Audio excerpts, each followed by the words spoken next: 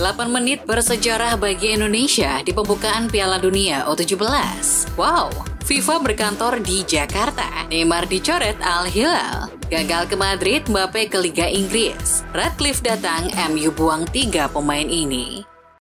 Halo Football Lovers, kembali lagi di Starting 11 News. Seperti biasa, kami akan terus menyajikan informasi seputar dunia sepak bola spesial untuk Anda.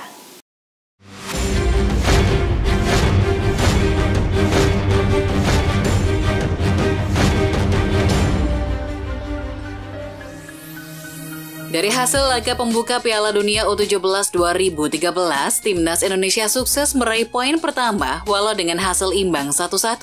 Gol Timnas Garuda dicetak oleh Arkan Kaka di menit 22, sedangkan gol penyama kedudukan Ekuador dicetak lewat sundulan Alan Obando di menit 28. 1 poin yang diraih pasukan Bima Sakti tersebut membuat Timnas kini berada di posisi 3 klasemen sementara grup A di bawah Maroko dan Ekuador. Maroko sendiri telah mengemas 3 poin terlebih dahulu setelah mampu mengandaskan Panama 2-0. Di grup B, Piala Dunia U17 yang dihelat di Manahan Solo, Timnas Spanyol mampu meraih 3 poin setelah mengandaskan Kanada 2-0. Gol La Furia Roja dicetak oleh bocil Barcelona Marc Guiu di menit 20, serta Kim Jong-yeon di menit 76. Hasil positif ini menempatkan mereka di posisi kedua klasemen sementara grup B di bawah Mali, yang di laga sebelumnya mampu mencukur Uzbekistan 3-0.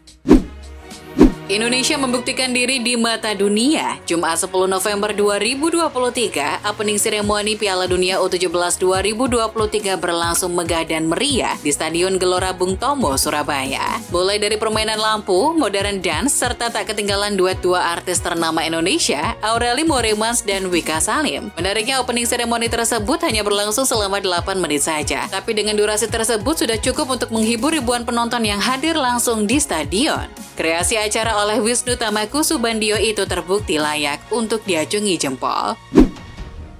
Penyerang Timnas Indonesia U17 Arkan Kaka mencetak gol di laga kontra Ekuador. Ia memberikan persembahan spesial golnya itu untuk sang ibunda tercinta, karena kebetulan hari itu bertepatan dengan hari ulang tahun sang ibunda. Iya, tadi gol saya persembahkan khusus untuk ibu saya, karena tepat hari ini beliau berulang tahun. Jadi saya sangat bangga, dan saya harap beliau juga bangga.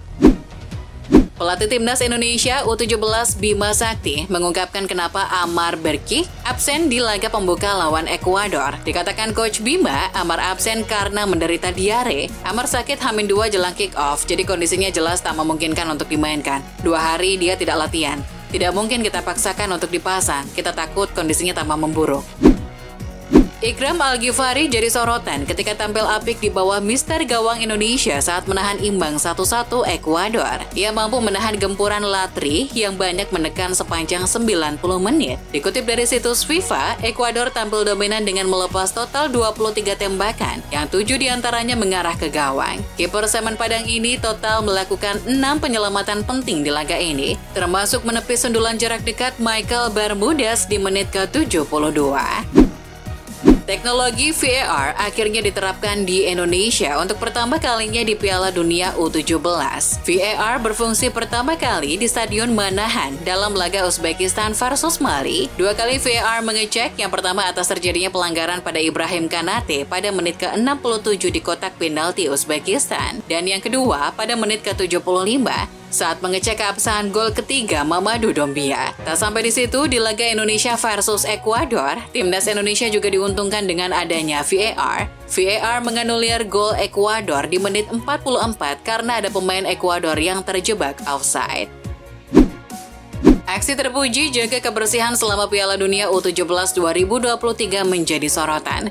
Aksi ini dimulai dari laga Timnas Indonesia versus Ekuador di Stadion Gelora Bung Tomo. Aksi tersebut dilakukan oleh komunitas peduli lingkungan di bawah naungan sponsor dan didukung penuh oleh Ketua Umum PSSI Erick Thohir. Aksi bersih-bersih tersebut diharapkan menular ke beberapa supporter lainnya selama perhelatan Piala Dunia U17 ini.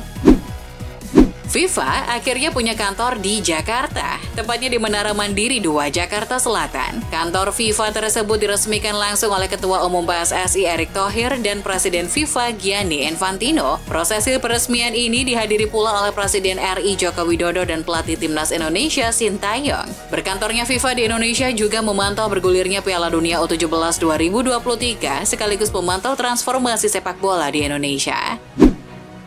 Dilansir The Sun, Sir Jim Ratcliffe dikabarkan akan mengambil alih MU pada hari Senin 13 November 2023. Mulai saat itu, 25% saham MU telah menjadi milik bos Ineos tersebut. Meski hanya 25%, Ratcliffe punya beberapa kewenangan meskipun kecil. Menurut kabar, hal pertama yang ingin ia lakukan adalah melakukan evaluasi terhadap pemain MU yang dinilai tak perform. Di antaranya adalah Anthony Martial, Jadon Sancho, dan Antony. Jika ada peluang untuk dilego dengan harga yang cocok, klub harus mempertimbangkannya untuk segera dijual di bursa transfer Januari. Selain 3 pemain tersebut, dikatakan posisi Direktur Sepak Bola John Murtough dan CEO Richard Arnold juga akan dievaluasi.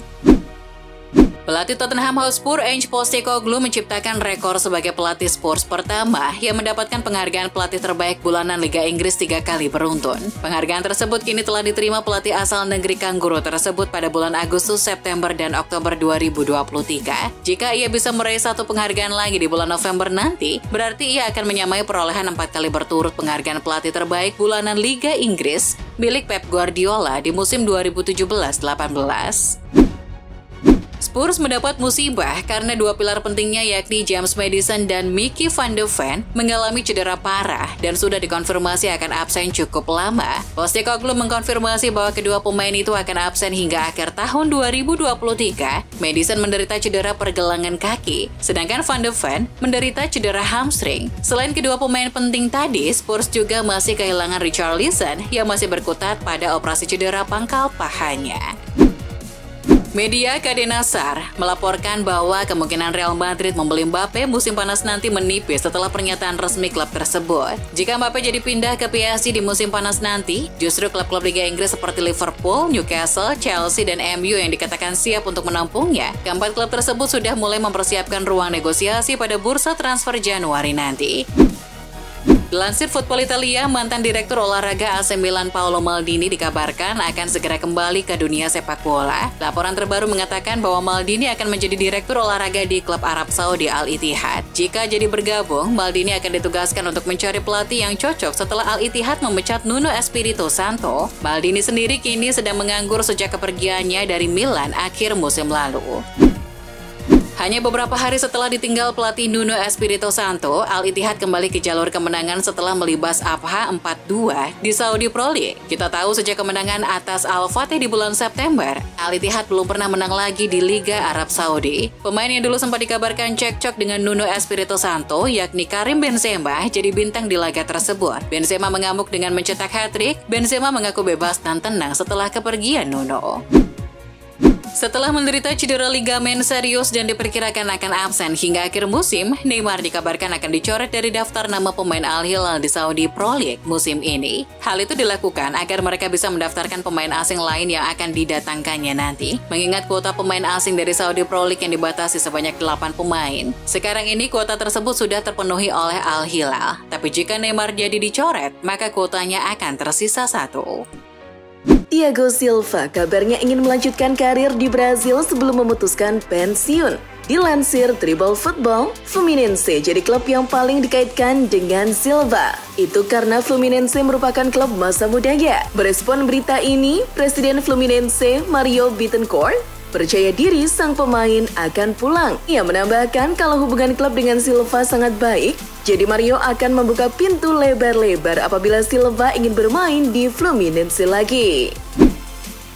Setelah Real Madrid mengkonfirmasi tak akan berusaha mendatangkan Kylian Mbappe lagi, agen Erling Haaland terlihat muncul di Santiago Bernabeu. Dilansir Tribal Football, kemunculan Rafaela Pimenta di laga Madrid melawan Braga menimbulkan asumsi kalau dirinya tengah menawarkan Haaland kepada Madrid.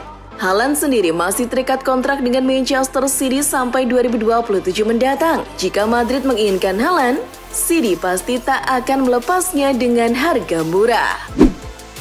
Mickey Van de Ven dikabarkan mengalami cedera hamstring di laga kontra Chelsea kemarin. Hal itu pun membuat manajemen Spurs cemas. Dilansir Daily Mail, setelah pemeriksaan lebih lanjut untuk sementara, Van de Ven tak memerlukan operasi, tapi ia akan tetap absen dalam beberapa pekan. Meski begitu, Spurs tetap khawatir cedera ini akan jadi cedera kambuhan yang mengganggu performa sang pemain.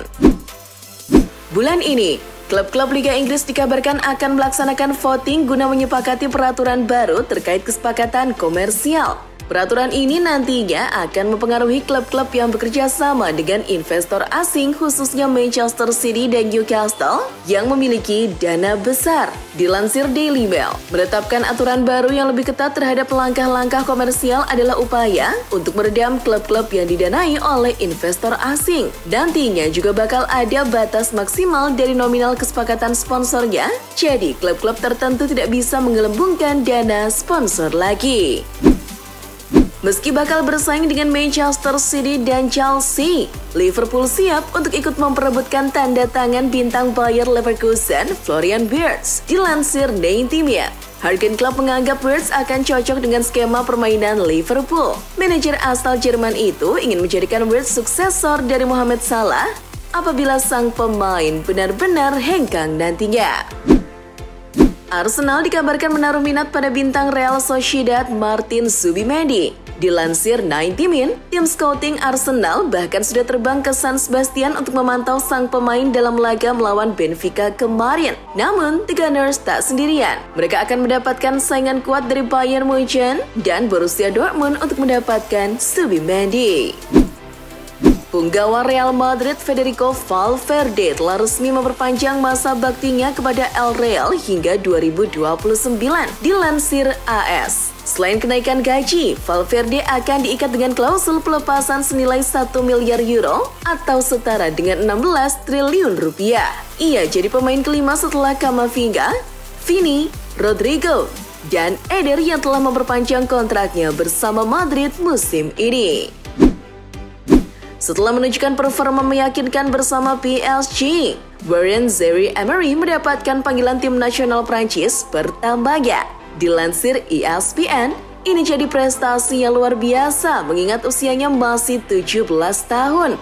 Warren sendiri dipanggil untuk bergabung dengan tim yang akan berhadapan dengan Gibraltar dan Yunani di lanjutan kualifikasi Euro 2024 mendatang. Manuel Locatelli dilaporkan baru saja menandatangani kontrak baru dengan Juventus. Dilansir Tribal Football, Locatelli senang bisa bertahan lebih lama di Turin. Ia gembira bisa menjadi bagian dari skuad yang membantu tim untuk bangkit dari keterpurukan. Dengan kontrak baru ini, Locatelli akan bertahan di Juve hingga tahun 2028. Wayne Rooney yang baru saja ditunjuk sebagai pelatih Birmingham City mengeluhkan di ruang ganti. Dilansir Daily Mail, salah satu yang bikin dia resah adalah penurunan kualitas komunikasi para pemainnya. Ia menuding bahwa hal itu disebabkan oleh penggunaan telepon genggam dan sosial media. Menurutnya, pemain era sekarang jarang ngobrol dan membantu satu sama lain. Mereka hanya fokus pada handphonenya dan apa yang mereka posting di sosial media. Itulah informasi seputar dunia sepak bola spesial dari Starting 11 News. Jangan lupa untuk like, share, dan subscribe. See ya!